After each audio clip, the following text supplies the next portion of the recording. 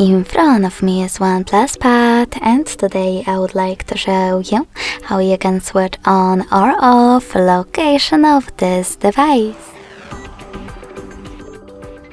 You need to start by opening Tab menu. Now look for location icon, and when you find it, click on it. As you can see, mine is white. That means that location is disabled, but you can always enable it by hitting the same shortcut again.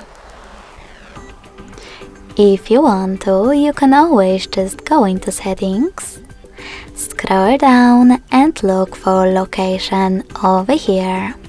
When you find it, tap on it and click on this switcher next to it to switch it off or on. Thanks so much for watching. If you enjoyed this video, don't forget to leave a like, comment and subscribe. Bye!